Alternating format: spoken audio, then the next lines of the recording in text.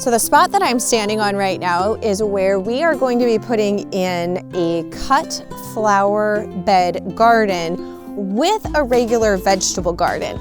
And the first thing I recommend doing whenever you're putting in a new garden bed, especially if it's on a piece of ground that you've not been gardening on previously, is to do a soil test.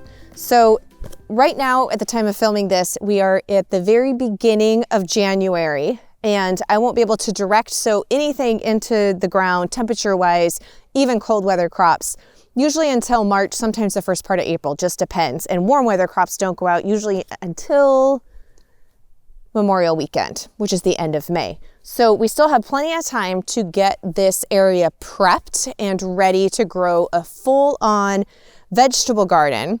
And we're going to be doing part vegetable and also part flower, because the spot that I'm standing in here is actually going to be part of the venue here at the farmstead, where we will be doing workshops in that barn, live in-person workshops, but we also are going to be renting it out as a wedding venue. So I need this garden here to serve the purpose for when we're doing the teaching workshops. And one of the workshops, the first one we're doing, is going to be in May, and that is going to be putting in a full vegetable garden and fruits to feed your family for a year. And of course, that's going to depend on what your family likes to eat and the size, but we're going to be doing a full workshop that day here. So I actually need this garden land to be prepped and ready to go for that workshop. And then we will be doing preserving workshops where the food that is grown here we'll actually be using and doing a full harvest preserving workshop here.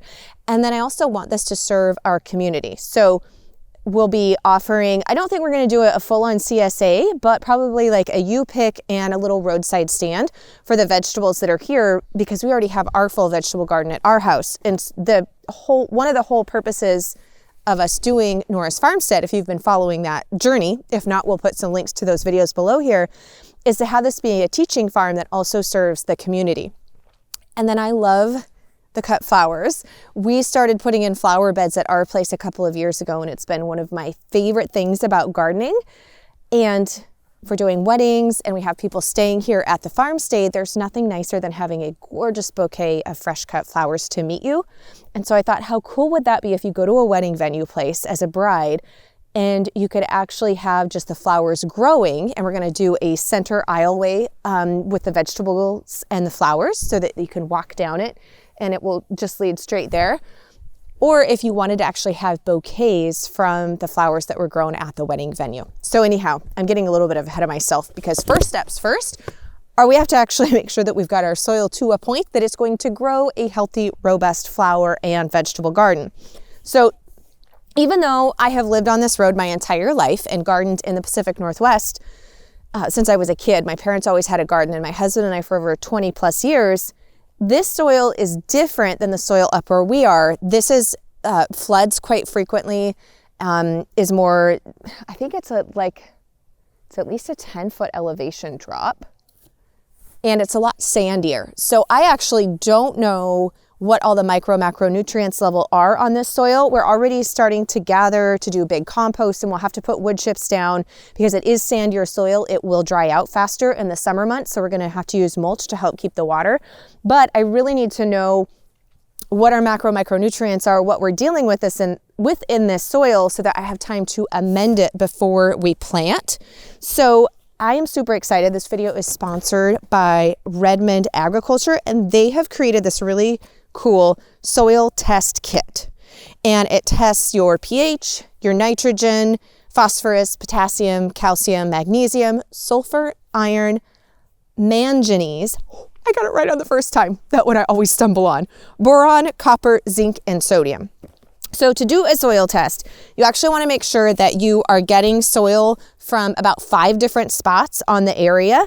And then you're going to mix them up in a bucket. So we have had snow actually this morning, though it has since melted already, and we've warmed up a little bit. So I got to see how frozen this ground is.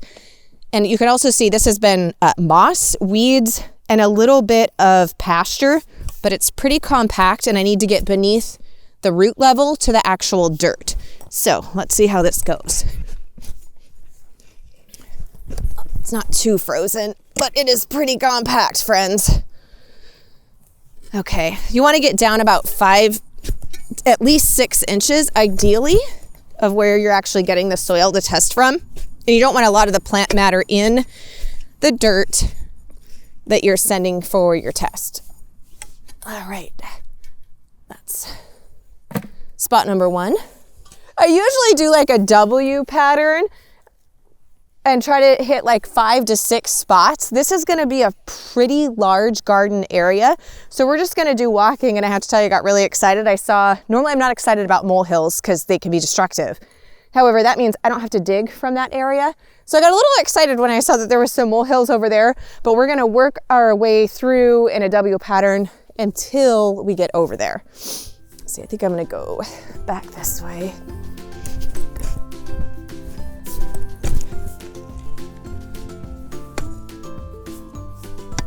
That's a big old rock. That is a rock. Well, I thought this was gonna be all sandy, but however, it may prove to be rocky as well.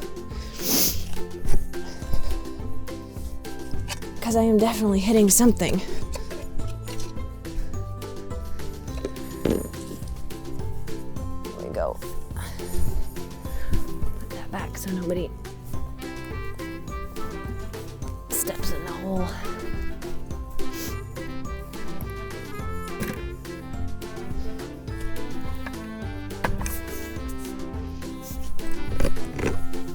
And more rock.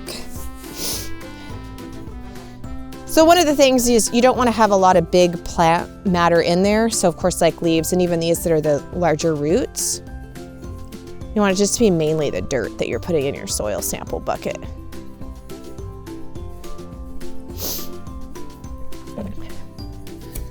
Okay. And now, I can't believe I'm actually grateful for molehills, but I certainly am. So we're gonna grab an easy sample from here. Top's a little bit froze, not too bad. And I know that that was from fairly down under the ground. And we'll get one from the far back here.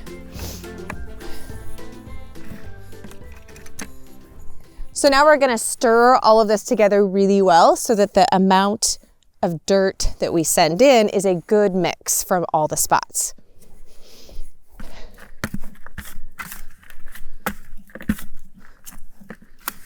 Okay, so now we have got our package that we're going to put that in the mail to send off to the lab.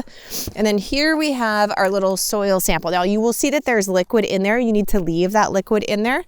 Don't pour it out. And then they have provided us with this handy dandy little scoop. There we go.